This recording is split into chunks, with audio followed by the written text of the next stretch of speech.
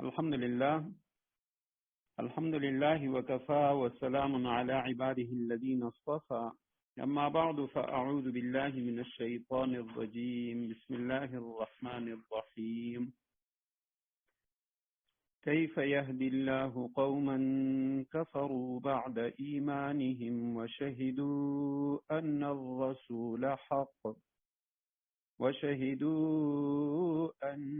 الرسول حق وجاءهم البينات والله لا يهدي القوم الظالمين. أولئك جزاؤهم أن عليهم لعنة الله والملائكة والناس أجمعين. صدق الله العظيم. اللهم صل على محمد النبي الأمي وعلى آله وأصحابه وبارك وسلم. رب اشرح لي صدري ويسر لي أمري واحلل عقدة من لساني يفقهوا قولي. رب زدني علما. اللهم أرنا الحق حقا وارزقنا اتباعه وأرنا الباطل باطلا وارزقنا اجتنابه. كيف يهدي الله قوما كفروا، اللہ ایسے لوگوں کو کیسے ہدایت دے، کفروا بعد ایمانہم، جنہوں نے ایمان لانے کے بعد کفر اختیار کر لیا، وشہدوا ان الرسول حق، حالانکہ وہ گواہی دے چکے تھے کہ یہ رسول سچے ہیں، وجاءہم البینات، اور ان کے پاس اس کے روشن دلائل بھی آ چکے تھے، واللہ لا یہدی القوم الظالمین، اللہ ایسے ظالموں کو ہدایت نہیں دیا کرتا۔ ماقبل کے ساتھ اس کا جو ربط ہے وہ واضح ہے، سورہ آل عمران آیت نمبر 86 ہے، اور اس سے پہلی والی آیت میں ہم پڑھ چکے وَمَن يَبْتَغِ غَيْرَ الْإِسْلَامِ دِينًا فَلَن يُقْبَلَ مِنْهُ، جو کوئی شخص اسلام کے سوا کوئی اور دین اختیار کرنا چاہے گا تو اس سے وہ دین قبول نہیں کیا جائے گا، اور آخرت میں وہ ان لوگوں میں شامل ہوگا جو سخت نقصان اٹھانے والے ہیں۔ اب اس آیت کریمہ میں فرمایا کہ اللہ ایسے لوگوں کو کیسے ہدایت دے جنہوں نے ایمان لانے کے بعد کفر اختیار کر لیا، حالانکہ وہ گواہی دے چکے تھے کہ یہ رسول سچے ہیں اور ان کے پاس اس کے روشن دلائل بھی آ چکے تھے۔ اللہ ایسے ظالموں کو ہدایت نہیں دیا کرتا۔ کیفا، کیسے، یہ یعنی استفہام کے لیے آتا ہے، جیسے حل کا لفظ آتا ہے، اسی طرح کیفا، کیسے، کس طرح، یہدی اللہ، اللہ ہدایت دے، قومن، اس قوم کو، ان لوگوں کو، افراد کے مجموعے کو قوم کہا جاتا ہے، کفروا، جنہوں نے کفر اپنا لیا، کفر اختیار کر لیا، بعد ایمانہم، ایمان لانے کے بعد، وشہدوا، اور وہ گواہی دے چکے تھے، ماضی کا صیغہ ہے جمع کا، ان الرسول، کہ رسول صلی اللہ علیہ وسلم یعنی محمد صلی اللہ علیہ وسلم، حق، یہ سچے ہیں، وجاءہم، اور آئے ان کے پاس، البینات، دلائل، بینتن کی جمع دلائل کو کہا جاتا ہے۔ اللہ لا یہدی، ہدایت نہیں دیتا، القوم الظالمین، ظلم کرنے والی قوم کو۔ ظلم کے معنی ہے کسی چیز کو اس کے اصل محل سے ہٹا کر کسی اور جگہ میں رکھنا، یہ ظلم ہے۔ مثلا اللہ سبحانہ وتعالی نے کسی انسان کے دل و دماغ میں ہدایت کو ودیت کر دیا ہے، اس کے دل و دماغ ایک طرف کی گواہی دے رہے ہیں لیکن اس کے باوجود وہ دوسرے راستے کو اختیار کر رہا ہے، تو یہ ظالم ہے۔ اور یہ اسی طرح کے لوگوں کے بارے میں کہا جا رہا ہے کہ جن کے دل و دماغ، وہ تو آپ صلی اللہ علیہ وسلم کی سچائی کی گواہی دے رہے ہیں، لیکن اس کے باوجود ان لوگوں نے ضد اور ہٹ درمی کی وجہ سے نبی علیہ السلام کی مخالفت کی۔ یا تو اس سے مراد وہ لوگ ہیں کہ جو حضرت عیسیٰ علیہ السلام کو ماننے والے، یعنی اس میں یہ جو فرمایا کہ کفروا بعد ایمانہم، جو ایمان لانے کے بعد انہوں نے کفر اختیار کیا، یعنی حضرت عیسیٰ علیہ السلام پر ایمان لے آئے اور محمد صلی اللہ علیہ وسلم کا انکار کیا. اور شہیدوا ان الرسول حق، ان کی گواہی سے مراد وہی یعنی انجیل کی اس کی گواہی مراد ہے کہ اس میں آپ صلی اللہ علیہ وسلم کے حق اور سچ ہونے کے واضح دلائل وہ بھی یہ دیکھ چکے ہیں. اور دوسری تفسیر یہ بھی کی گئی ہے ان سے مراد وہ لوگ ہیں کہ جو ایمان لانے کے بعد مرتد ہو گئے، جنہوں نے ایمان لائے اور اس کے بعد انہوں نے کفر کی طرف چلے گئے، تو وہ لوگ مراد ہیں. اولئک جزاؤہم ان علیہم لعنت اللہ والملائکۃ والناس اجمعین، ایسے لوگوں کی سزا یہ ہے ان علیہم لعنت اللہ، کہ ان پہ اللہ کی لعنت، والملائکہ اور فرشتوں کی لعنت، والناس اجمعین اور تمام انسانوں کی لعنت ہے. اولئک اس میں اشارہ ہے یہ لوگ، جزاؤہم ان کا بدلہ، ان علیہم وہ یہ ہے کہ ان پر ہے، لعنت اللہ اللہ کی لعنت. لعنت کا لفظ ہم پڑھ چکے ہیں، رحمت سے دوری، پھٹکار، یہ اس کے معنی ہے. تو ان پہ اللہ کا غضب ہے، اللہ کا غصہ، اللہ کی پھٹکار ہے، اور یہ اللہ کی رحمت سے دور ہیں. والملائکہ اور اسی طرح فرشتوں کی طرف سے بھی ان پہ لعنت برستی ہے. والناس اجمعین اور تمام انسانوں کی طرف سے بھی ان پہ لعنت برستی ہے. خالدین فیہا ہمیشہ رہیں گے اسی لعنت میں، یا بقول بعض حضرات مفسرین کے وہ فرماتے ہیں کہ لعنت اللہ اس سے مراد اللہ کے لعنت کی جگہ، جہاں پہ اللہ سبحانہ و تعالیٰ بھی ان پہ لعنت فرمائیں گے، فرشتے بھی اور انسان بھی، اور وہ لعنت کی جگہ دوزخ ہے، جہنم ہے. تو خالدین فیہا یہ اس لعنت میں ہمیشہ رہیں گے، یا لعنت والی جگہ یعنی دوزخ میں، جہنم میں ہمیشہ رہیں گے. لا یخفف عنہم العذاب، ان سے عذاب ہلکا نہیں کیا جائے گا. ولا هم ينظرون اور نہ انہیں کوئی مہلت دی جائے گی. خالدین خلود سے ہے ہمیشہ رہنا، لا یخفف تخفیف سے ہے، اردو میں بھی یہ لفظ ہم استعمال کرتے ہیں، تخفیف کے معنی ہے کمی کرنا. تو ان کے عذاب میں کمی نہیں کی جائے گی. دو طرح اس کی تفسیر ہو سکتی ہے. ایک تو یہ ہے کہ عذاب میں کمی سے مراد یہ ہے یعنی عذاب ہلکا کیا جائے، سخت عذاب نہ دیا جائے، ہلکا عذاب دیا جائے. اور دوسری تخفیف کا معنی یہ ہے کہ کچھ دنوں کے لیے، کم وقت کے لیے عذاب دیا جائے، ہمیشہ کے لیے عذاب نہ دیا جائے. تو دونوں طرف سے یعنی اس کا رد ہو گیا کہ بھئی نہ تو عذاب میں کمی ہوگی اور نہ عذاب کی جو مدت ہے اس میں کوئی کمی ہوگی. ولا هم ينظرون اور نہ انہیں مہلت دی جائے گی. یہ لفظ یعنی ینظرون نظر سے بھی ہے، انتظار، دونوں معانی اس کے ہو سکتے ہیں اور کیے جاتے ہیں، یعنی نہ ان کی طرف دیکھا جائے گا. تو عام طور پہ یہ اردو محاورے میں بھی انتظار کے معنی میں استعمال کیا جاتا ہے. ولا هم ينظرون اور انتظار کا معنی مہلت دینا. تو نہ ان کو مہلت دی جائے گی اور نہ ان کی طرف نظر رحمت کی جائے گی. الا الذين تابوا البتہ وہ لوگ، تابو جنہوں نے توبہ کی، من بعد ذالک اس سب کے بعد، یعنی کفر اختیار کرنے کے بعد بھی انہوں نے توبہ کی، واصلحوا اور اپنی اصلاح کر لی، فإن اللہ غفور الرحیم تو بے شک اللہ بہت بخشنے والا بڑا مہربان ہے. الا حرف استثناء کہا جاتا ہے اس کو، جیسے ہم اردو میں کہتے ہیں سوائے ان لوگوں کے، مگر وہ لوگ. تو الا الذین البتہ جو لوگ، تابو من بعد ذالک اس کے بعد بھی توبہ کر کے، واصلحوا اپنی اصلاح کر لیں، یعنی کفر اختیار کرنے کے بعد، کفر پر زندگی گزارنے کے بعد انہوں نے اپنی اصلاح کی، توبہ بھی کی، واپس اسلام کی طرف آ گئے اور اپنی اصلاح بھی کی، کفر کی جو روش تھی اسے چھوڑ دیا. فإن اللہ غفور الرحیم بے شک اللہ بہت بخشنے والا بڑا مہربان ہے.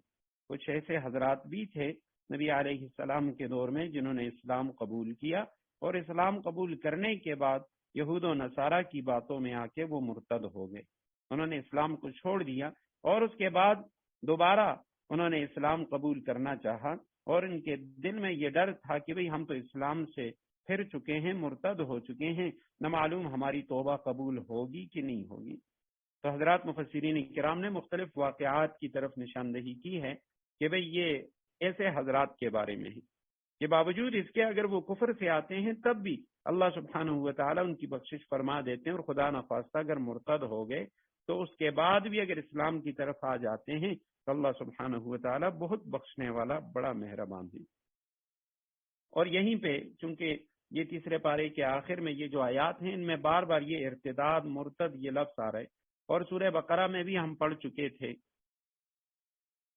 ارتداد کے بارے میں، مرتد کے بارے میں، وَمَن يَرْتَدِدْ مِنْكُمْ عَنْ دِينِهِ فَيَمُتْ وَهُوَ كَافِرٌ، غالباً سورہ بقرہ کی آیت نمبر 129 تھی۔ تو ارتداد کے متعلق ایک تو عام ہمارا ذہن ہے اور عام مفہوم ہے کہ جو شخص دین اسلام چھوڑ دے وہ مرتد ہو جاتا ہے۔ جواہر الفقہ مفتی اعظم پاکستان مفتی محمد شفیع صاحب رحمہ اللہ کی کتاب ہے، وہ اس میں لکھتے ہیں یہ تو ایک عام قسم ہے اس کی۔ ارتداد کی دوسری قسم جس سے اکثر لوگ غافل ہیں اور غلطی سے بہت سارے مسلمان اس کا ارتکاب بھی کر لیتے ہیں جنہیں علم تک نہیں ہوتا، فرماتے ہیں وہ یہ ہے کہ اسلام کے وہ جو متفق علیہ عقائد ہیں،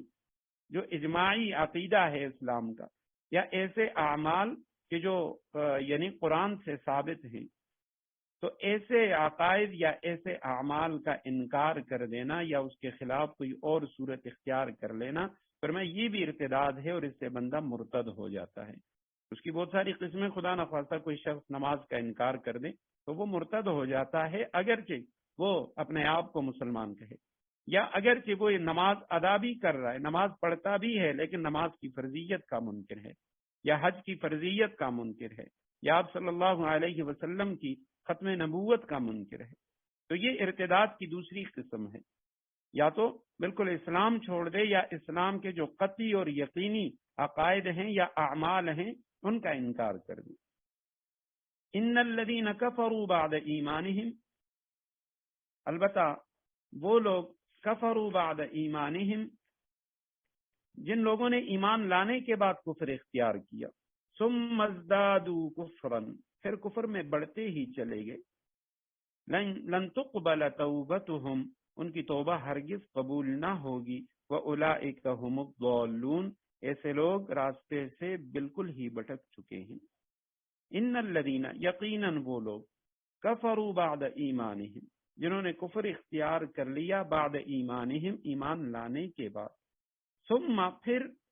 ازدادوا کفرا کفر میں آگے بڑھتے ہی چلے گئے، لن تقبل توبتهم ان کی توبہ ہرگز قبول نہ ہوگی،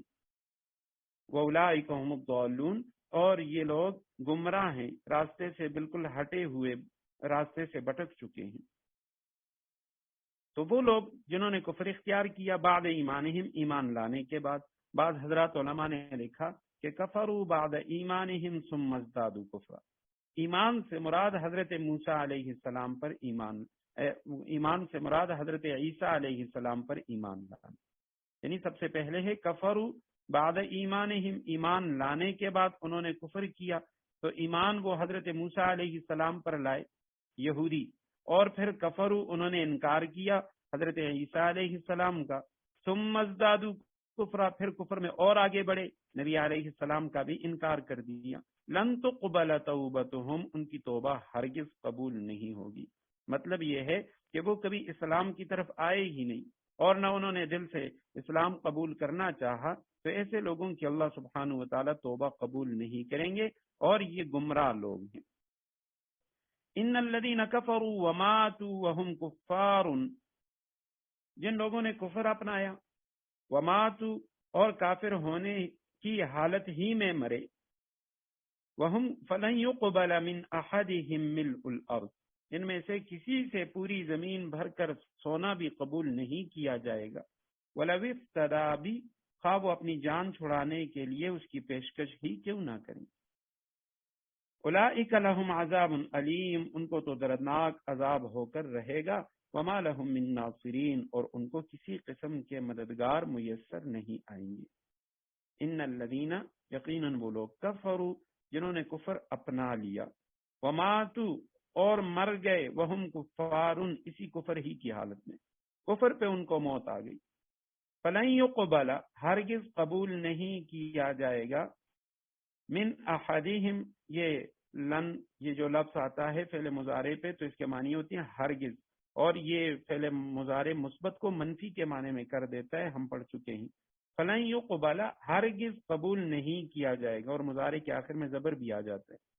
من احدہم ان میں سے کسی ایک سے بھی، ملء الارض، مل کہتے ہیں وہ مقدار جس سے یعنی کوئی برتن وہ بھر جائے، اس کو کہتے ہیں مل.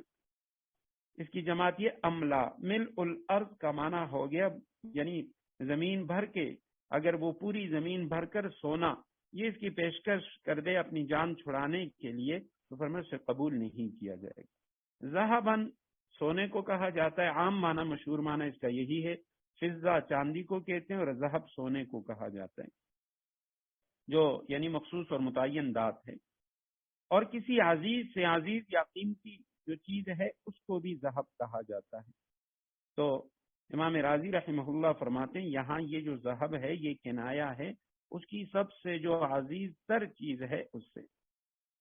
تو سونا یعنی یا اس کے علاوہ عام طور پہ دنیا میں سونا ہی زیادہ قیمتی چیز خیال کیا جاتا ہے، تو وہاں پہ سب سے جو اس کی عزیز ازجاں چیز وہ بھی اگر اللہ سبحانہ و تعالیٰ کے سامنے پیش کرے اور زمین بھر کے تو فرمایا اس سے قبول نہیں کیا جائے گا. وَلَوِ افْتَدَىٰ بِهِ اگر وہ اس کا فدیہ ادا کرے، فدیہ کہتے ہیں جان چھڑانے کے بدلے میں جو چیز دی جاتی ہے، جس طرح روزوں کا فدیہ، نماز کا فدیہ کہ نمازیں رہ گئیں روزہ رہ گیا تو اپنے آپ کو عذاب سے چھڑانے کے لیے اس کا فدیہ دیا جاتا ہے. اولئک لہم عذاب علیم ان لوگوں کے لیے دردناک عذاب ہے. وما لہم من ناصرین اور ان کو کسی قسم کے مددگار وہ میسر نہیں آئیں گے. تو یہ کل قیامت کے دن کا منظر بیان کیا جاتا ہے کہ کفار باوجود اس کے کہ اس وقت یہ اگر بڑے سے بڑے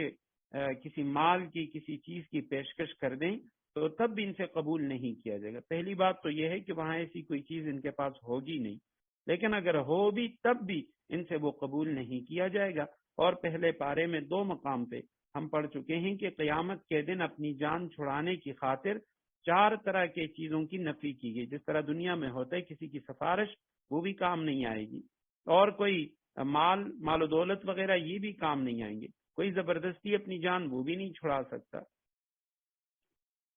لن تنالوا البر حتى تنفقوا مما تحبون وما تنفقوا من شيء فإن الله به عليم. تم نیکی کے مقام تک اس وقت تک ہرگز نہیں پہنچو گے حتی تنفقوا مما تحبون جب تک ان چیزوں میں سے اللہ کے لیے خرچ نہ کرو جو تمہیں محبوب ہیں. وما تنفقوا من شيء جو کچھ بھی خرچ کرو فإن اللہ به علیم اللہ اسے خوب جانتا ہے. لن تنالوا البر مضارع کے اوپر وہی تاکید بلن ہے، اور اس وجہ سے اس کے آخر میں نون تھا، تنالون جمع کا صیغہ وہ نون بھی گر گیا. تو تم ہرگز نہیں پاؤ گے، ہرگز نہیں پہنچو گے البر نیکی تک. بر نیکی کو کہا جاتا ہے، طاعت اور بھلائی کو کہا جاتا ہے. اور یہ بر یہ دونوں لفظ جو ہیں یہ قریب قریب ہیں. بر عام طور پہ خشکی کو کہا جاتا ہے، بحر کے مقابلے میں بر خشکی کو کہتے ہیں. اور جب کوئی شخص پانی میں ہو، چاہے وہ جہاز میں ہے، کشتی میں ہے، جس چیز میں بھی ہے، جب وہ خشکی پہ آتا ہے تو وہ یعنی چین سکون محسوس کرتا ہے، آرام محسوس کرتا ہے، اپنے آپ کو محفوظ محسوس کرتا ہے. تو نیکی جو ہے جب بندہ اختیار کرتا ہے تو اصل نیکی بھی وہ ہے کہ اس کے کرنے کے بعد بندہ دنیا ہی میں خوشی اور راحت محسوس کرتا ہے. جو نیکی اللہ کے لیے کی جاتی ہے اس کے بعد بندے کو روحانی طور پہ، اس کو معنوی طور پہ خوشی، راحت اور سکون محسوس ہوتا ہے. اس لیے بر اور بر دونوں کے معنی میں مناسبت موجود ہے. اور یہ لفظ بر یہ بار سے بھی ہے، اس کے ایک معنی افائے عہد، وعدے کا پورا کرنا. قرآن کریم میں ہے برم بوالدی، حضرت زکریا علیہ السلام کے بارے میں بھی ہے، اور حضرت عیسیٰ علیہ السلام کے بارے میں بھی ہے سورہ مریم کے پہلے اور دوسرے رکوع میں. برم بوالدی اور وبرم بوالدتی. تو تم نیکی کے مقام تک ہرگز نہیں پہنچ سکتے حتی تنفقوا مما تحبون. اور یہ بر کا جو لفظ ہے یہ اعتقادی عملی دونوں قسم کی نیکیوں کے لیے استعمال کیا جاتا ہے. یعنی ایک عقیدے کی نیکی جو ہوتے ہے اس کے لیے بھی، عقیدے کی بھلائی، اور جو عملی نیکی ہے اس کے لیے بھی. سورہ بقرہ آیت نمبر 177 میں ہم پڑھ چکے ہیں، لیس البر ان تولوا وجوہکم قبل المشرق والمغرب، کہ بھئی نیکی صرف یہ نہیں ہے کہ تم مشرق یا مغرب کی طرف اپنا رخ کرو، ولکن البر من آمن باللہ، یہاں سے آگے عقائد کا بیان تھا کہ نیکی تو یہ ہے کہ اللہ پر ایمان لائیں، آپ فرشتوں پر، کتابوں پر، اور اس کے آخر میں مال کے خرچ کرنے کا بھی ذکر ہے۔ وما تنفقوا مما تحبون، اس چیز میں سے جو تم پسند کرتے ہو، تمہیں جو محبوب ہے اس میں سے خرچ کرو۔ وما تنفقوا من شیء، اور تم جو کچھ بھی خرچ کرو، کوئی بھی چیز خرچ کرو اللہ کے راستے میں، فإن اللہ بہ علیم، اللہ اسے خوب جانتا ہے۔ سب سے پہلی بات تو یہ ہے کہ لن تنالوا البر، تم نیکی کے مقام تک نہیں پہنچ سکتے، اس سے کیا مراد ہے؟ امام بیضاوی رحمہ اللہ فرماتے ہیں کہ تم نیکی کی حقیقت تک، اس کا جو کمال ہے اس تک نہیں پہنچ سکتے جب تک اپنا محبوب مال اللہ کے راستے میں خرچ نہیں کرو گے۔ اور بعض حضرات نے لکھا ہے کہ البر سے یہاں مراد عمل صالح ہے، نیک عمل، یا جنت مراد ہے کہ تم جنت کو اس وقت تک نہیں پہنچ سکتے جب تک اپنا محبوب مال اللہ کے راستے میں خرچ نہ کرو۔ اس آیت کریمہ کے شان نزول میں، آیت کریمہ کے نزول کے بعد، یعنی صحابہ کرام وہ قرآن کریم پر کس قدر عمل کرنے والے تھے کہ جب یہ آیت کریمہ نازل ہوئی کہ تم نیکی کے مقام تک اس وقت تک ہرگز نہیں پہنچو گے جب تک اللہ کے راستے میں وہ چیز خرچ نہ کرو جو تمہیں محبوب ہے۔ تو کہتے ہیں حضرت ابو طلحہ رضی اللہ تعالی عنہ، بخاری شریف کتاب و تفسیر کی روایت ہے، وہ آپ صلی اللہ علیہ وسلم کی خدمت میں حاضر ہوئے اور فرمانے لگے کہ یا رسول اللہ، اللہ سبحانہ و تعالی نے قرآن کریم میں فرمایا کہ تم نیکی میں کمال اس وقت تک حاصل نہیں کر سکتے جب تک تم اپنا محبوب مال اللہ کے راستے میں خرچ نہ کرو۔ فرماتے ہیں کہ اس آیت کے نازل ہونے کے بعد میں نے اپنی محبوب جو چیز ہے ان پر نظر ڈالی تو مجھے مسجد نبوی کے بالکل مقابل اور متصل جو میرا باغ ہے، اور اس باغ میں ایک کنواں تھا بے روحا کے نام سے، تو اس وجہ سے وہ جو باغ کی جگہ تھی، پورا باغ، اس کو بے روحا کہا گیا۔ تو یا رسول اللہ، یہ جو میرا باغ ہے بے روحا، یہ مجھے سب سے زیادہ پسند ہے اور میں یہ چاہتا ہوں کہ یہ اللہ کے راستے میں خرچ کروں۔ تو یا رسول اللہ، آپ جس طرح اسے خرچ کرنا چاہتے ہیں، جس مصرف میں لگانا چاہتے ہیں اس میں لگا دیں۔ اور لکھا ہے کہ آپ صلی اللہ علیہ وسلم خود بھی کبھی کبھی اس باغ میں تشریف لے جاتے تھے اور بے روحا اس کنویں کا پانی پیتے تھے۔ آپ صلی اللہ علیہ وسلم کو اس کنویں کا پانی پسند تھا، اور یہ یعنی مسجد نبوی کے بالکل مقابل سامنے تھا۔ اب وہاں پہ لکھا ہے کہ کوئی عمارت بنی ہوئی ہے۔ تو جب یہ آیت کریمہ نازل ہوئی تو انہوں نے کہا یا رسول اللہ، اس کو جیسے آپ چاہتے ہیں اس طرح یعنی اس کو اس مصرف میں خرچ فرما دیں۔ تو آپ صلی اللہ علیہ وسلم نے فرمایا وہ تو عظیم الشان باغ ہے، یعنی بہت بڑا نفع والا باغ ہے، اور میں مناسب یہ سمجھتا ہوں کہ آپ اس کو اپنے اقربا میں، رشتہ داروں میں تقسیم کر دیں۔ حضرت ابو طلحہ رضی اللہ تعالیٰ عنہ نے حضرت صلی اللہ علیہ وسلم کے اس مشورے کو قبول کر کے اپنے اقربا اور چچا زاد بھائیوں میں اسے تقسیم فرما دی۔ تو اب یہاں ایک بات تو یہ سامنے آئی کہ جو سب سے زیادہ محبوب چیز ہے وہ اللہ کے راستے میں خرچ کرنا، اور دوسری یہ کہ آپ صلی اللہ علیہ وسلم نے فرمایا اپنے رشتہ داروں میں کہ ان پر دگنا اجر ہے، دگنا ثواب ہے، ایک تو صدقے کا ثواب اور دوسرا صلہ رحمی کا۔ حضرت زید بن حارثہ رضی اللہ تعالیٰ عنہ کا واقعہ آتا ہے، نبی علیہ السلام کے منہ بولے بیٹے، انہوں نے اپنا ایک گھوڑا آپ صلی اللہ علیہ وسلم کی خدمت میں حاضر کیا اور عرض کیا یا رسول اللہ، مجھے اپنے مال میں سب سے زیادہ یہ گھوڑا محبوب ہے اور میں اس کو اللہ کے راستے میں خرچ کرنا چاہتا ہوں۔ آپ صلی اللہ علیہ وسلم نے اس کو قبول فرما لیا، لیکن آپ صلی اللہ علیہ وسلم نے حضرت زید ابن حارثہ سے وہ گھوڑا لے کر انہی کے صاحبزادے حضرت اسامہ ابن زید رضی اللہ تعالیٰ عنہ کو دے دیا۔ حضرت ام ایمن رضی اللہ تعالی عنہ، ان سے حضرت زید ابن حارثہ کی جب شادی ہوئی تو اس سے اللہ سبحانہ و تعالیٰ نے یہ بیٹا دیا تھا،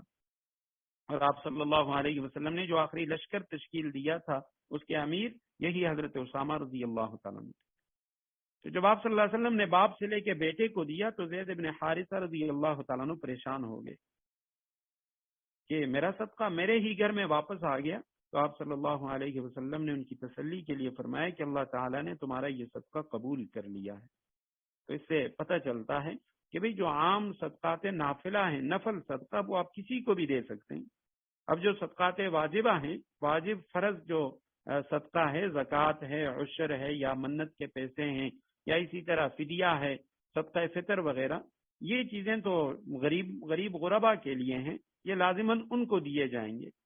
اور اسی طرح اگر رشتہ داروں میں بھی، مثلا والدین میں یا اولاد میں کوئی غریب بھی ہو، تب بھی اس کو نہیں دے سکتے، کیونکہ اصول اور فروع، یعنی ماں باپ، دادا دادی اور نانا نانی، یہ لوگ، اور اسی طرح بیٹا بیٹی، پوتا پوتی، نواسا نواسی، ان لوگوں پہ صدقات واجبہ نہیں ہوتے۔ لیکن نفلی جو صدقہ ہے وہ ہر کسی کو آپ دے سکتے ہیں، باپ کو دے دیا، بیٹے کو دے دیا، بیٹی کو دے دیا، یہاں تک کہ آپ صلی اللہ علیہ وسلم نے فرمایا کہ آپ اپنی بیوی کو جو کھلاتے ہیں اس پہ بھی تمہیں صدقے کا ثواب ملتا ہے۔ حضرت عمر رضی اللہ تعالیٰ عنہ آیت کے نزول کے بعد آپ صلی اللہ علیہ وسلم کے پاس حاضر ہوئے، یا رسول اللہ، یہ میری ایک کنیز ہے جو سب سے زیادہ مجھے محبوب تھی، تو میں نے اس کو اللہ کی رضا کے لیے آزاد کر دیا۔ عبداللہ ابن عمر رضی اللہ تعالیٰ عنہ کا واقعہ تھا، ان کے پاس کنیز تھی جس سے وہ بہت محبت کرتے تھے، فرمایا اس کو میں نے اللہ کے لیے آزاد کر دیا۔ تو آیت کریمہ میں سب سے پہلے جو فرمایا کہ جو سب سے زیادہ محبوب چیز ہے وہ اللہ کے راستے میں خرچ کرنا، ترغیب دی جا رہی ہے کہ بھئی جو صدقات نافلہ ہیں ان میں آپ عمدہ سے عمدہ چیز اللہ کے راستے میں، اللہ کے دین کے لیے خرچ کریں۔ اور دوسری بات یہ ہے، اسی آیت کے دوسرے ٹکڑے میں فرمایا وَمَا تُنْفِقُوا مِنْ شَيْءٍ فَإِنَّ اللَّهَ بِهِ عَلِيمٌ، جو چیز بھی تم اللہ کے راستے میں خرچ کرتے ہو، فَإِنَّ اللَّهَ بِهِ عَلِيمٌ، اللہ سبحانہ وتعالی اس پہ باخبر ہے۔ تو یہ بھی بتا دیا کہ بھی صرف یہ نہیں کہ محبوب مال خرچ کرو گے تو اللہ سبحانہ وتعالی قبول فرمائیں گے، اور اگر کوئی حقیر چیز خرچ کرو گے تو وہ قبول نہیں ہوگی۔ فرمایا اگر وہ بھی اللہ کے راستے میں خرچ کرو گے، اللہ سبحانہ وتعالی اسے بھی قبول فرما لیں گے۔ حضرت موسیٰ علیہ السلام کا ایک واقعہ جو طالب علمی کے زمانے میں نے کتاب میں پڑھا تھا، کسی صحیح روایت میں وہ واقعہ مجھے نہیں ملا، اس کی سند کی مجھے تحقیق نہیں ہے، ہو سکتا ہے کوئی اسرائیلی روایت ہو، لیکن ایک کتاب میں نے پڑھا، اور یعنی کتاب جو ہے وہ خطبہ کی ایک کتاب تھی، تو اس میں ایک خطبے میں انہوں نے لکھا تھا کہ حضرت موسیٰ علیہ السلام ایک مرتبہ اللہ سبحانہ وتعالی سے عرض کرتے ہیں کہ اے اللہ، میں آپ کا گھر دیکھنا چاہتا ہوں۔ مختلف طرح کے سوالات حضرت موسیٰ علیہ السلام کے آتے ہیں روایات میں، تو اللہ سبحانہ وتعالی نے فرمایا موسیٰ میں تو ہر جگہ موجود ہوں، فرمایا اللہ کوئی خاص تیرا گھر؟ تو تعلیم کے لیے اللہ سبحانہ وتعالی نے فرمایا اے موسیٰ فلاں جگہ جاؤ، فلاں ویرانے میں میرا گھر ہے۔ تو حضرت موسیٰ علیہ السلام فرماتے ہیں ادھر چلے گئے، دیکھا ایک جھونپڑا ہے، وہ جھونپڑے کے اندر داخل ہو گئے تو وہاں بہت ساری چیزیں پڑی ہوئی ہیں، اور ان میں کپڑے بھی ہیں، ان میں ٹوپیاں بھی ہیں، ان میں جوتے بھی ہیں، دیگر چیزیں بھی، ہر طرح کی چیز ہے، لیکن جو بھی چیز ہے وہ پرانی ہے، حقیر سی چیزیں پڑی ہوئی ہیں۔ فوراً سوال کرتے ہیں اے اللہ، یہ کیا وجہ ہے کہ آپ کے گھر میں یہ جتنی چیزیں ہیں یہ ساری پرانی چیزیں ہیں؟ تو اللہ سبحانہ وتعالی جواب دیتے ہیں کہ موسیٰ یہ میرے بندوں کی طرف سے جو صدقے ہیں وہ ہیں، میں اپنے بندوں کو ہر نئی چیز دیتا ہوں، لیکن بندے جب مجھے واپس کرتے ہیں تو پرانی چیز دے دیتے ہیں، جو ان کی ضرورت کے قابل نہ ہو، زائد ہو جائے تو وہ چیز میرے راستے میں خرچ کر دیتی، لیکن اے موسیٰ میں نے اس کو بھی ضائع نہیں کیا، میں نے بندوں کے ان صدقات کو بھی سنبھال کے رکھا ہے اور اس کا بدلہ وہ ان کو دوں گا۔ اور میں وَمَا تُنْفِقُوا مِنْ شَيْءٍ فَإِنَّ اللَّهَ بِهِ عَلِيمٌ، جو چیز بھی اللہ کے راستے میں خرچ کرو گے اللہ سبحانہ وتعالی اسے جاننے والے ہیں اور اس کا اجر عطا فرمائیں گے۔ كل الطعام كان حلا لبني إسرائيل إلا ما حرم إسرائيل على نفسه من قبل أن تنزل التوراة۔ كل الطعام كان حلا لبني إسرائيل، کھانے کی تمام چیزیں جو مسلمانوں کے لیے حلال ہیں وہ بنی اسرائیل کے لیے بھی حلال تھی، إلا ما حرم إسرائيل على نفسه، سوائے اس کے کہ جو اسرائیل یعنی حضرت یعقوب علیہ السلام نے اپنے اوپر حرام کر لی تھی، من قبل ان تنزل التورات، تورات کے نازل ہونے سے پہلے۔ قل فأتوا بالتورات، اے پیغمبر صلی اللہ علیہ وسلم آپ یہودیوں سے کہہ دو، فأتوا بالتورات، لے آؤ تورات، فتلوہا، اس کی تلاوت کرو، ان کنتم صادقین، اگر تم سچے ہو۔ یعنی تورات کے نازل ہونے سے پہلے کھانے کی تمام چیزیں جو مسلمانوں کے لیے حلال ہیں بنی اسرائیل کے لیے بھی حلال تھی، سوائے اس چیز کے جو اسرائیل یعنی یعقوب علیہ السلام نے اپنے اوپر حرام کر لی تھی، اور اے پیغمبر صلی اللہ علیہ وسلم آپ یہودیوں سے کہہ دو اگر تم سچے ہو تو تورات لے کر آؤ اور اس کی تلاوت کرو. کل طعام ہر قسم کا کھانا، کانا حلن، حلن کے معنی حلال تھا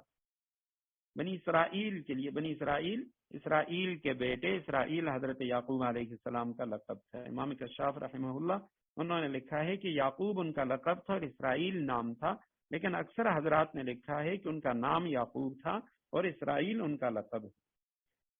اللہ سوائے اس کے ما حرم جو حرام کر دیا اسرائیل و حضرت اسرائیل یعقوب علیہ السلام نے علی نفسہ اپنے اوپر، من قبل پہلے سے ان تنزل التورات کہ تورات نازل کی جاتی، یعنی تورات نازل ہونے سے پہلے حضرت یعقوب علیہ السلام نے کچھ چیزیں اپنے اوپر حرام کر دی. قل کہہ دو فأتوا لے آؤ بالتورات تورات کو، فتلوها بس اس کو پڑھو، ان کنتم صادقین اگر ہو تم سچے. یہ آیت کریمہ یہودیوں کے ایک اعتراض کا جواب ہے. یہودیوں نے آپ صلی اللہ علیہ وسلم پر اعتراض کیا کہ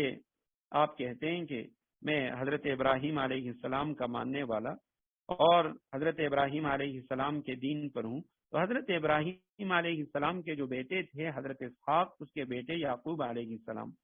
تو یہ جو یہودیوں کا دین ہے اس میں تو بہت ساری چیزیں وہ حرام تھی، اونٹ کا گوشت اور اسی طرح اونٹنی کا دودھ، یہ اس میں حرام تھی اور آپ لوگ استعمال کر رہے ہیں، تو کس طرح آپ لوگ اپنے آپ کو حضرت ابراہیم علیہ السلام کے پیروکار بتاتے ہیں؟ تو سوال کا جواب ہے کہ کل الطعام کان حلا لبنی اسرائیل، بنی اسرائیل کے لیے تو سارے کھانے حلال تھے، جو مسلمانوں کے لیے حلال ہیں وہ بنی اسرائیل کے لیے بھی حلال تھے.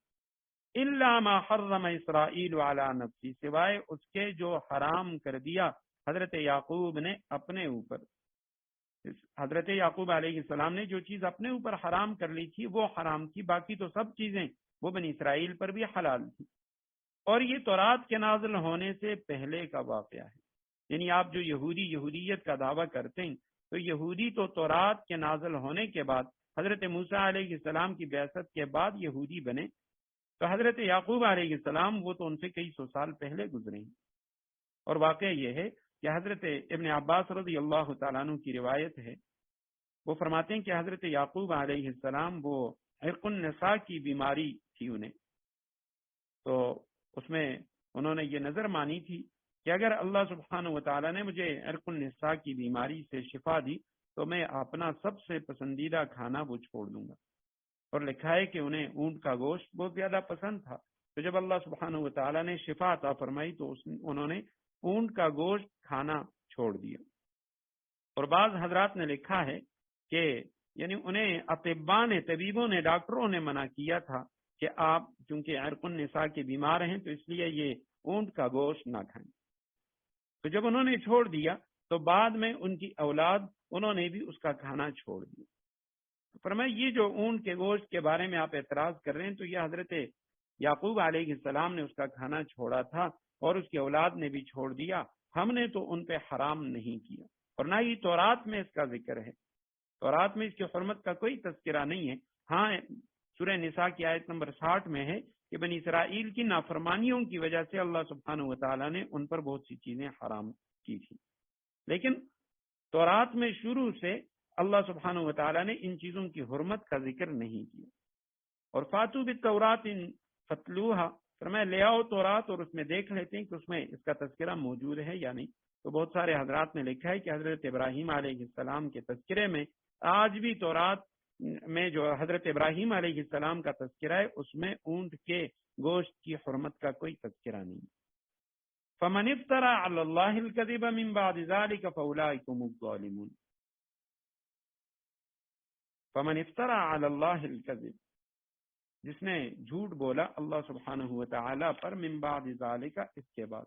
یعنی پھر ان باتوں کے واضح ہو جانے کے بعد بھی جو اللہ پر جھوٹ بہتان باندھتا ہے، فاولئک هم الظالمون، تو ایسے لوگ بڑے ظالم ہیں. افترا کے معنی جھوٹ باندھنا، فا را یا اس کا مادہ ہے اور اس کی اصل معنی ہے چمڑے کو سینے اور درست کرنے کے لیے اسے کاٹنا. اور یہی لفظ اگر افرا باب فعال پہ تو وہاں اس کا معنی ہوتا ہے کہ چمڑے کو خراب کرنے کے لیے کاٹنا. تو افتراء کے معنی جھوٹ باندھنا. فمن افترا علی اللہ الکذب،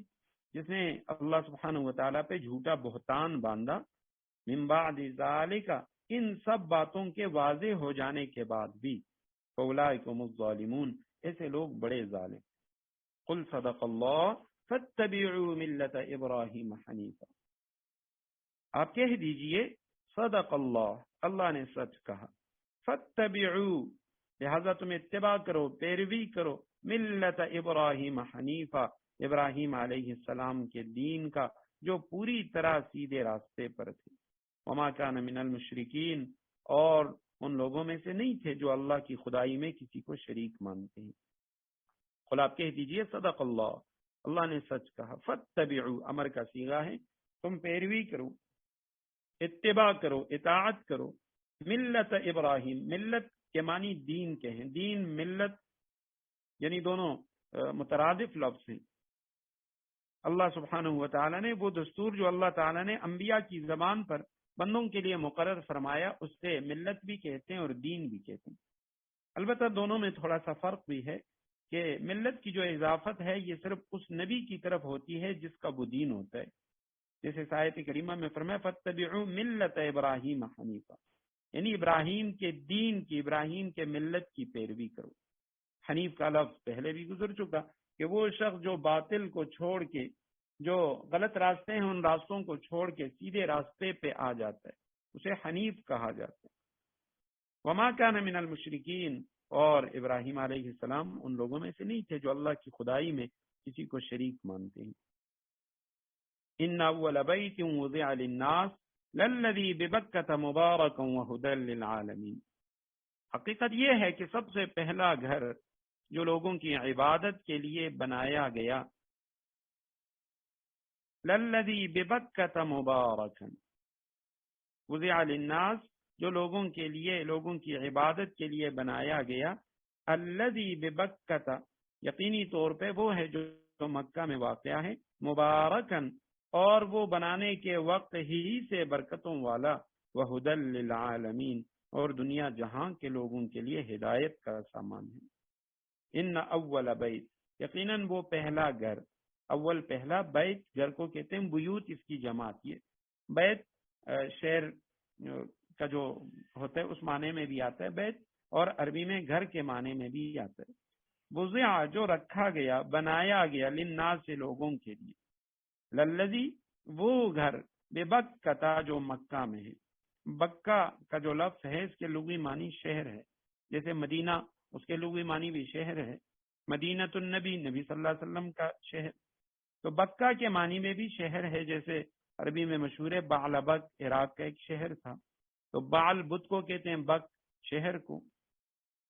یہاں پہ بکہ سے مراد، بعض حضرات نے لکھا ہے کہ یہ مکہ ہی کا نام ہے.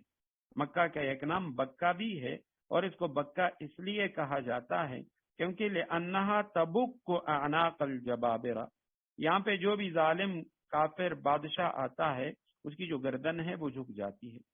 اگر وہ کوئی مسلمان بادشاہ ہے، بڑے سے بڑا بادشاہ، وہ جاتا ہے اللہ سبحانہ و تعالیٰ کے آگے جھک جاتا ہے. اور اگر کوئی کافر سرکش وہ خانہ کعبہ کو گرانے کے لیے وہاں آتا ہے تو اللہ سبحانہ و تعالیٰ اس کو بھی توڑ دیتے ہیں، جسے ابرہہ کا انجام ہو.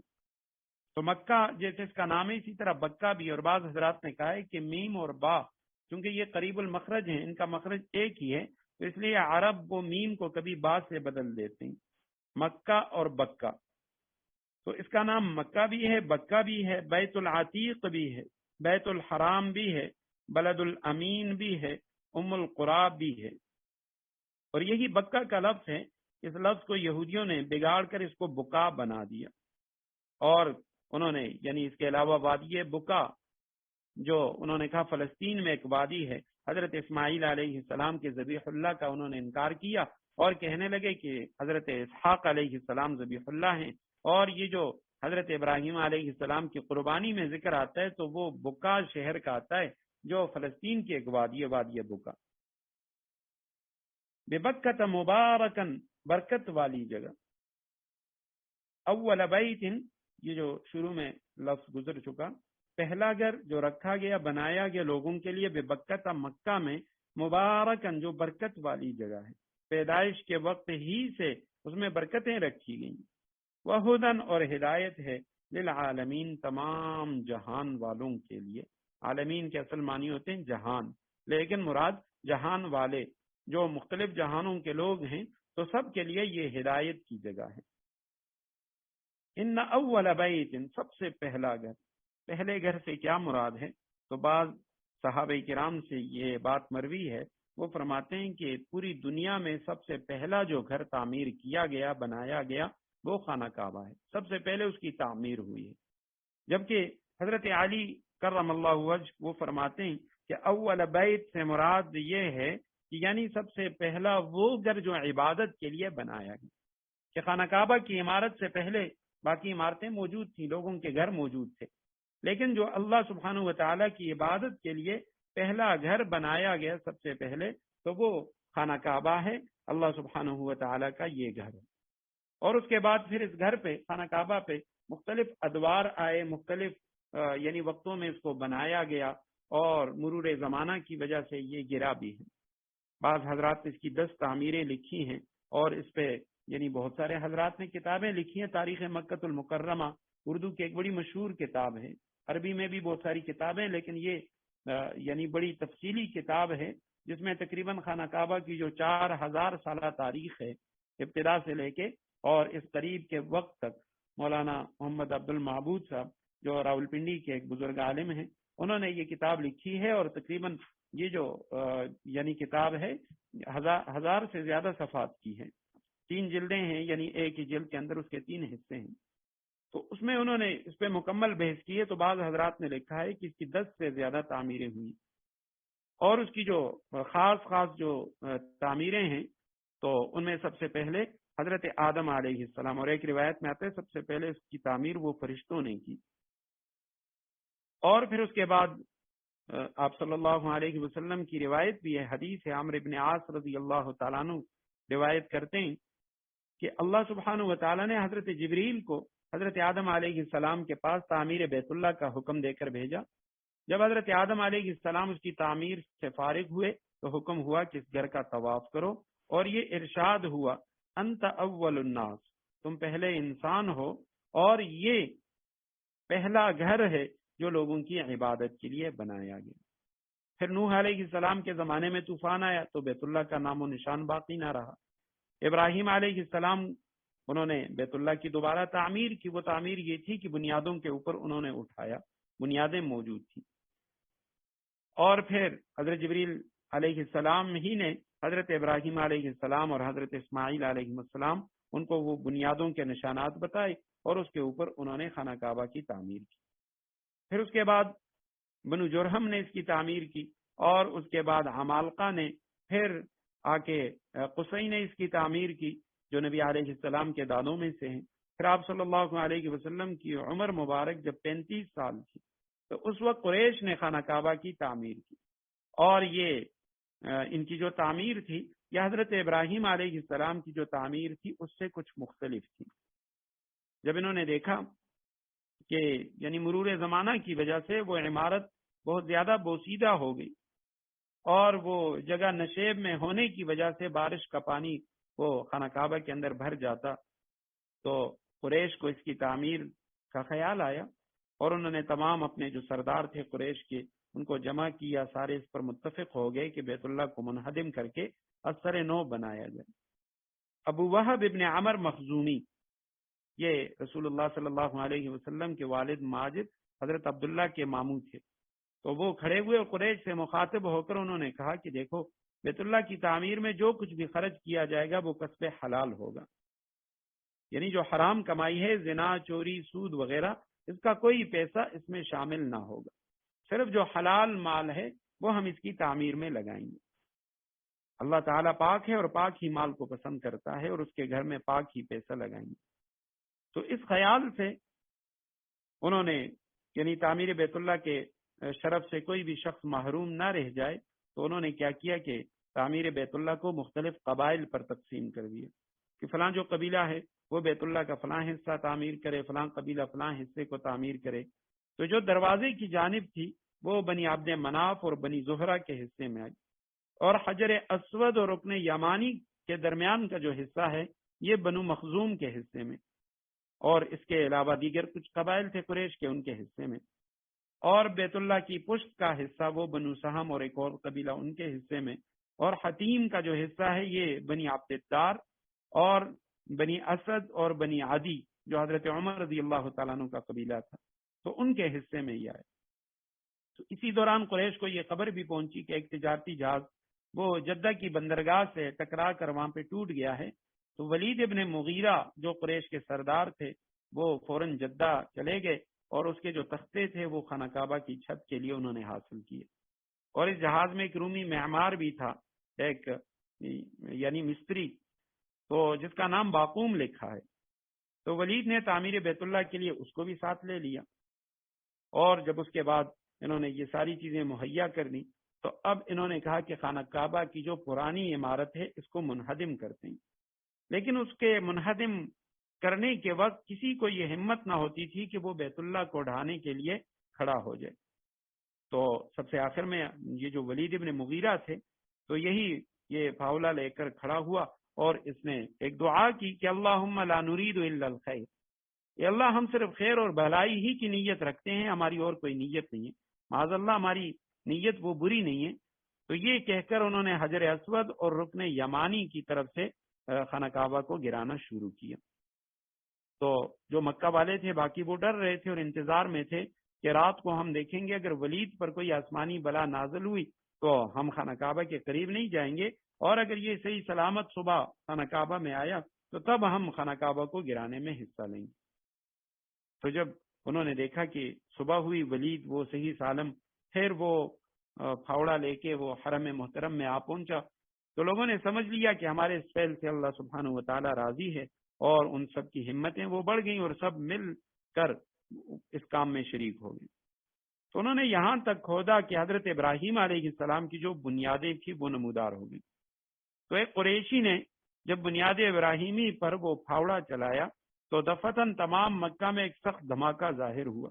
جس کی وجہ سے آگے کھودنے کی انہیں ہمت نہ ہوئی، وہ رک گئے اور انہی بنیادوں پر انہوں نے تعمیر شروع کر دی۔ تو اسی طرح جس طرح انہوں نے مختلف قبائل پہ خانہ کعبہ کی تعمیر کو تقسیم کیا ہوا تھا تو وہ انہوں نے اپنی تعمیریں وہ شروع کر دی۔ تو جب تعمیر مکمل ہو گئی اور حجر اسود کو اپنی جگہ پہ رکھنے کا وقت آیا تو سخت اختلاف ہوا، اور ہر قبیلے نے انہوں نے تلواریں نکال لی، جنگ و جدال اور قتل و قتال پر آمادہ ہو گئے۔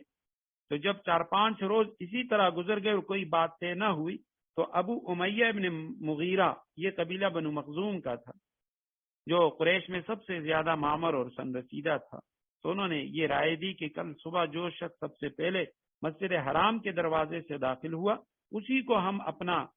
قاضی اور حاکم بنا لیں گے اور اس سے فیصلہ کروائیں گے۔ تو سب نے اس رائے کو پسند کیا۔ جب صبح ہوئی تمام لوگ حرم میں پہنچے، دیکھتے ہیں کہ سب سے پہلے جو مسجد حرام کے دروازے سے داخل ہونے والی شخصیت تھی وہ حضرت محمد صلی اللہ علیہ وسلم تھے۔ تو آپ صلی اللہ علیہ وسلم کو دیکھتے ہی سب کی زبانوں سے بے ساختہ یہ لفظ نکلے کہ ھذا محمد الامین، رضینا ھذا محمد الامین، یہ تو محمد صلی اللہ علیہ وسلم امین ہے، امانت دار محمد صلی اللہ علیہ وسلم ہے، اور ہم ان کے یعنی قاضی بنانے پر راضی ہیں۔ تو آپ صلی اللہ علیہ وسلم نے پھر ایک چادر منگائی جو مشہور واقعہ، اور حجر اسود کو اس میں رکھا اور ہر قبیلے کے سردار کو اس چادر کا ایک ٹکڑا وہ دے دیا۔ تو جب وہ حجر اسود کی جگہ پر لے گئے، انہوں نے اٹھایا، وہاں تک لے گئے، تو وہاں آپ صلی اللہ علیہ وسلم بنفس نفیس آگے بڑھے اور آپ صلی اللہ علیہ وسلم نے اپنے دست مبارک سے حجر اسود کو اس کی جگہ پہ رکھ دیا۔ تو یہ آپ صلی اللہ علیہ وسلم کے دور کی تعمیر تھی۔ اور اس کے بعد آپ صلی اللہ علیہ، کیونکہ خانہ کعبہ کی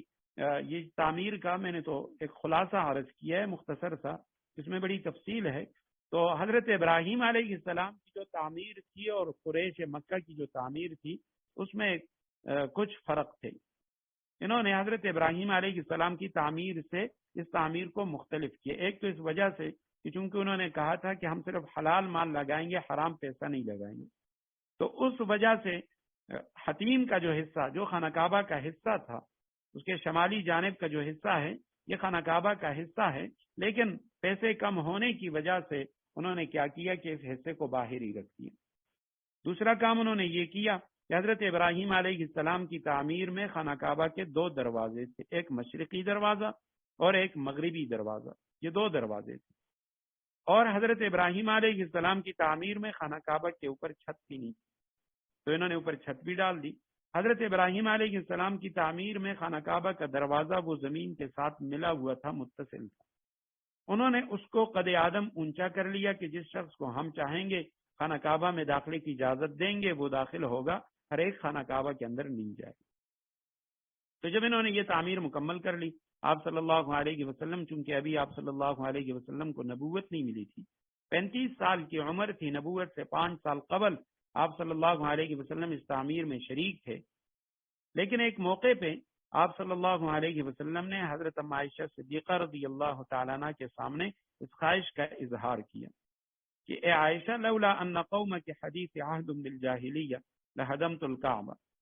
اگر مجھے تیری قوم کے واپس کفر میں جانے کا اندیشہ نہ ہوتا کہ یہ لوگ ابھی ابھی اسلام میں داخل ہوئے ہیں، تو میں خانہ کعبہ کو مسمار کر دیتا، گرا دیتا اور اسی طرح بناتا جس طرح میرے ابا حضرت ابراہیم علیہ السلام نے بنائے تھے، 2 دروازے بناتا، حتیم کو خانہ کعبہ میں شامل کرتا۔ لیکن مجھے ڈر ہے کہ بھئی اگر میں ایسا کروں گا تو یہ قریش یہ میری مخالفت پر آمادہ ہو جائیں گے اور خدا نخواستہ یہ اسلام چھوڑ کے واپس کفر میں چلے جائیں گے کہ محمد صلی اللہ علیہ وسلم نے ہمارے آبا و اجداد کی جو نشانی تھی ان کا بنایا ہوا جو کعبہ تھا اس کو گرا دیا۔ تو اس لیے آپ صلی اللہ علیہ وسلم نے یہ ارادہ ترک کر لیا، اور اس حدیث کے ضمن میں علماء نے بہت سارے واقعات لکھے ہیں اور بہت ساری اس میں مصلحتیں لکھی ہیں۔ جب مسجد نبوی کا یہ جو گنبد اخضر ہے، گنبد خضرا، اس کا واقعہ آیا اور شیخ عبد الوہاب نجدی اس نے سعودی عرب کے بادشاہ اس کو یہ مشورہ دیا کہ بھی اس کو گرایا جائے کہ یہ بقول ان کے انہوں نے کہا کہ یہ حدیث سے ثابت نہیں ہے اور یہ شرک ہے اور یہ غلط ہے۔ تو اس وقت جب انہوں نے گرانے کا ارادہ کیا تب پوری دنیا سے انہوں نے علماء کو بلایا، اس میں ہمارے پاکستان کے،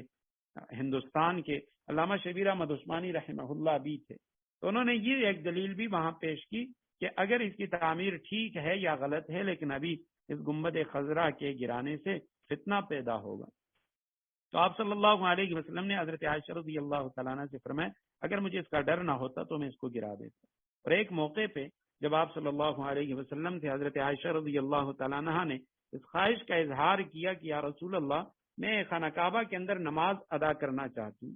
تو آپ صلی اللہ علیہ وسلم نے حضرت عائشہ رضی اللہ تعالیٰ عنہ کو خطیم میں کھڑا کیا اور فرمایا یہ خانہ کعبہ کا حصہ ہے، یہ یوں ہی ہے جیسے تم خانہ کعبہ کے اندر ہو، یہاں پہ نماز پڑھو۔ تو اس میں اللہ سبحانہ و تعالیٰ کی طرف سے بڑی حکمتیں تھیں۔ آج کے دور میں جس طرح ہم دیکھتے ہیں کہ بہت سارے ایسے دنیا دار بادشاہ اور دنیاوی جاہ و منصب والے جو دین سے بالکل نابلد ہوتے ہیں، لیکن وہ ان کے لیے بھی خانہ کعبہ کا دروازہ کھول دیا جاتا ہے، وہ اندر چلے جاتے ہیں۔ اس کے مقابلے میں بہت سارے اللہ کے ولی، اللہ کے نیک بندے جن کے دل میں یہ خواہش ہوتی ہے، تڑپ ہوتی ہے کہ کاش ہم بھی اندر جاتے۔ تو اگر خدا نخواستہ جس طرح یعنی مشرکین نے حضرت ابراہیم علیہ السلام کی جو تعمیر کی، اگر اسی طرح کیا جاتا اور یہ حتیم کو بھی خانہ کعبہ کے اندر شامل کر دیا جاتا تو آج وہی لوگ اندر جاتے جو سعودی حکومت کے ان کے یعنی دوست و احباب تھے۔ اگر وہ لوگ جو ان کے علاوہ ہیں تو وہ کبھی اندر نہ جاتے۔ تو اللہ سبحانہ و تعالیٰ نے حتیم کے حصے کو باہر چھوڑ کے جو بھی مسلمان خانہ کعبہ کے اندر نماز پڑھنا چاہتا ہے تو وہ حتیم میں نماز پڑھ لے، وہ یوں ہی ہے کہ اس نے خانہ کعبہ کے اندر نماز پڑھ لی۔ البتہ علماء نے یہ مسئلہ لکھا ہے کہ چونکہ حتیم کا خانہ کعبہ ہونا یہ خبر واحد حدیث سے ثابت ہے، تو اس لیے کوئی شخص اگر نماز پڑھے تو صرف حتیم کی طرف رخ نہ کرے، وہ رخ جو کرے گا وہ خانہ کعبہ کی طرف کرے گا۔ اگر صرف حتیم کی طرف رخ کر کے نماز پڑھے گا تو اس کی نماز نہیں ہوگی۔ تو حضرت عبداللہ ابن زبیر رضی اللہ تعالیٰ عنہ نے اس کے بعد، کیونکہ یہ حدیث ان تک پہنچی تھی، حضرت عائشہ رضی اللہ تعالیٰ عنہ کے بانجے تھے، تو انہوں نے اپنے زمانہ خلافت میں جب انہوں نے مکہ میں اپنی خلافت قائم کی تھی تو انہوں نے خانہ کعبہ کو گرا کر اسی طرح بنایا جیسے آپ صلی اللہ علیہ وسلم کی چاہت تھی۔ لیکن بعد میں حجاج بن یوسف جب اس نے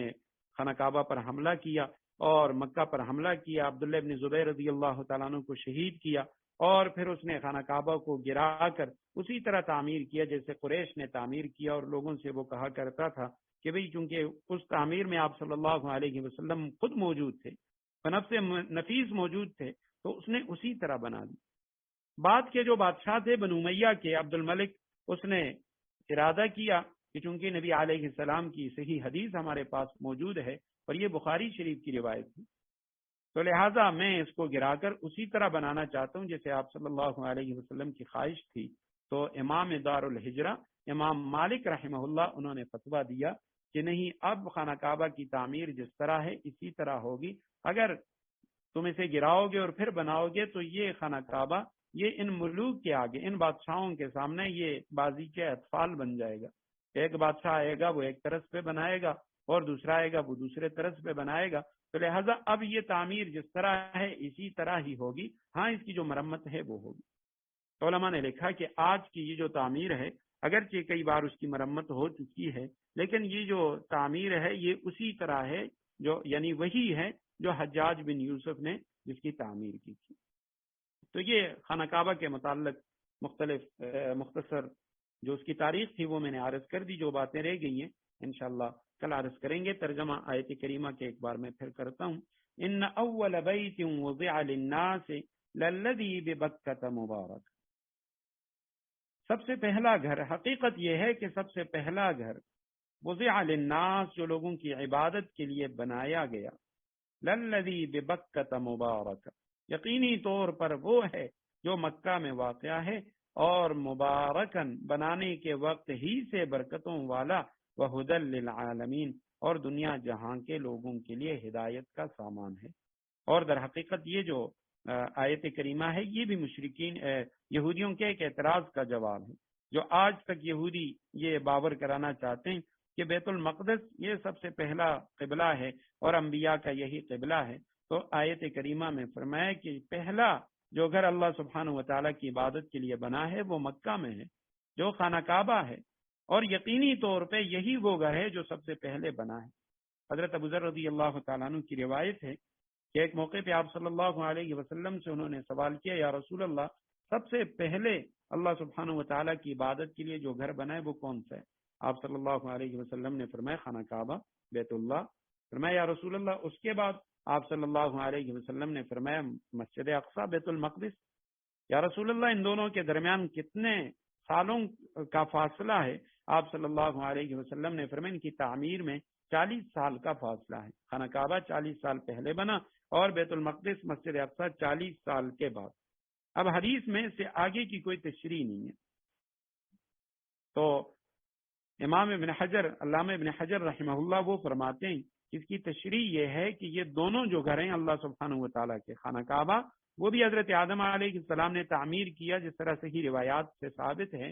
تو جو بیت المقدس ہے وہ بھی انہوں نے ہی تعمیر کی ہے سب سے پہلے، اس کی بنیاد بھی انہوں نے ہی رکھی ہے۔ البتہ اس کو کعبہ و قبلے کی جو حیثیت ہے وہ بعد میں حضرت داؤد و سلیمان علیہ السلام کے دور میں ملی ہے، جبکہ بعض حضرات نے لکھا ہے کہ اس نبی علیہ السلام کے فرمان سے مراد حضرت ابراہیم علیہ السلام کی تعمیر ہے، کیونکہ حضرت ابراہیم علیہ السلام نے یہاں خانہ کعبہ کی تعمیر کی اور اس کے بعد جا کے انہوں نے مسجد اقصی بیت المقدس کی تعمیر کی۔ یہاں سے آگے انشاءاللہ کل گفتگو کریں گے۔ بارک اللہ لی ولکم فی القرآن العظیم، وآخر دعوانا ان الحمد للہ رب العالمین۔